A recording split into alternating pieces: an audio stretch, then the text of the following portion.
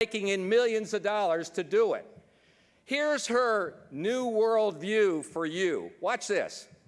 The fact is that people who have guns for self-defense are not safer than people without guns, and in fact, often having a gun in a situation of violence will increase the danger significantly. What you find is that people who attempt to defend themselves with a gun when they are assaulted are more than 4 times as likely to die than people who did not. And why? It's because the presence of a gun escalates the level of violence, and you know that when a gun is pulled out, someone is going to die. Let me start with Rebecca doesn't know what she's talking about. The fact, yeah. According to all the studies, the mere presence of a firearm prevents crime in this country somewhere between 1.5 and 2.5 million times a year. So let's cut all this right down to the bone right now. What guns does she really want? Whose guns does the UN really want to confiscate? It's relevant to you because the answer is your guns. Take a look at this. American citizens should have guns that are suitable for legitimate purposes that they can prove. I mean, American citizens should be like any other citizens of the world. You know, who does she think she is? I mean, listen to that. American citizens should be like any other citizens of the world. Never. In fact, she's got it backwards. The other citizens of the world should be as free as Americans are.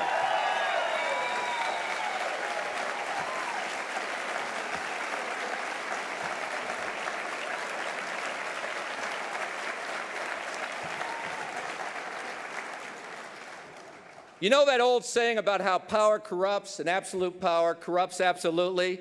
Well, my next political truth is this. Anti-gun billionaires think power corrupts, but they think absolute power in their hands is cool.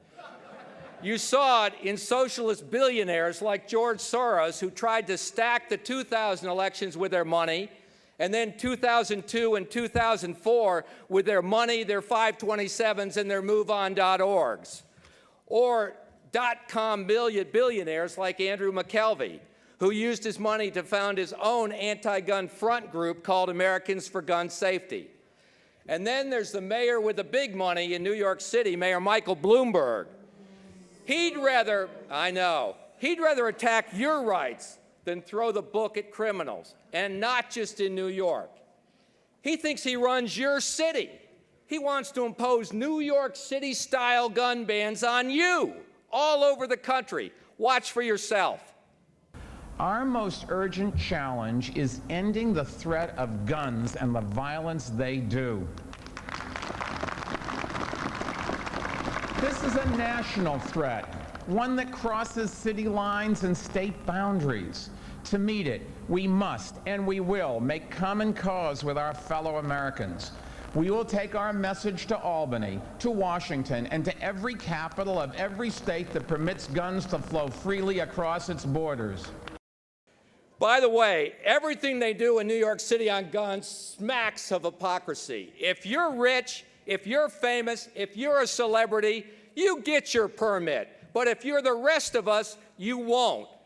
So instead of getting after violent criminals, Mayor Mike went after gun shops. Listen to what he did. He hired private gumshoes for his own secret sting operation. They went around the country, posed as legitimate gun buyers, went into gun stores, bought guns, and then Bloomberg's 2 operatives engaged in an illegal straw purchase. He wanted to sucker gun dealers into making illegal sales, bust them for photo ops, and look like a hero. Forget that he was violating federal law. Forget that he endangered real undercover cops and ongoing criminal investigations. Mayor Mike wanted to drive gun dealers out of business all over the country. And who does he think he is? And these gun dealers, they weren't even in New York City. They weren't even in New York State. When the NRA heard about it, we immediately notified the authorities, and guess what? The feds told Bloomberg's boys to knock it off.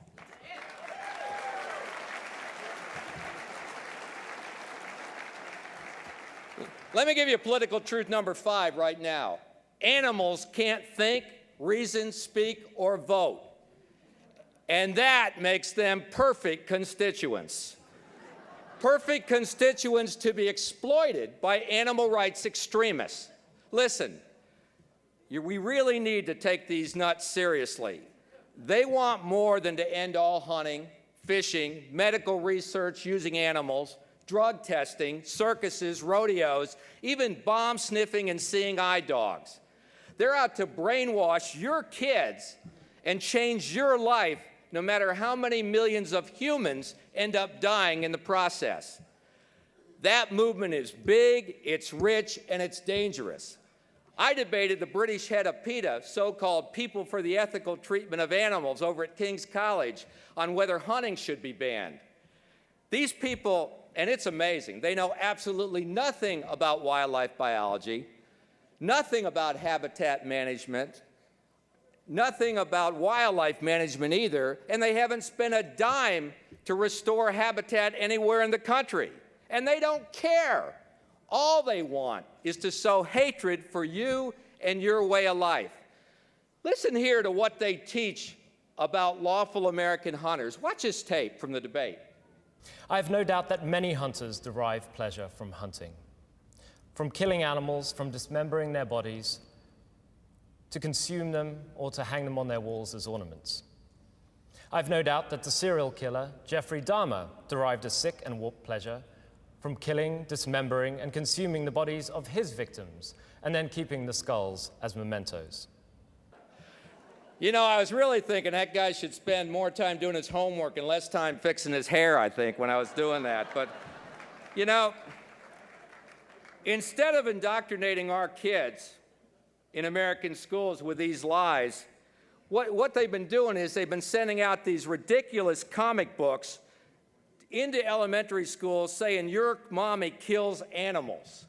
They bully kids, they terrorize them, they try to make them feel awful for having pets, for going fishing, or even drinking milk. In fact, PETA propaganda says American hunters are responsible for school shootings. Watch this video. I mean, it's unbelievable, again. Is it any wonder that every school shooting in recent times has been perpetrated by a youngster who has been taken hunting, who turned the very guns they had been taught and encouraged to kill animals with on their classmates? I mean, that's a wholesale lie. I mean, but again, I mean, what are these people thinking? The fact is, kids who are taught to hunt responsibly are among the most mature, well-mannered, and stable adolescents in America. And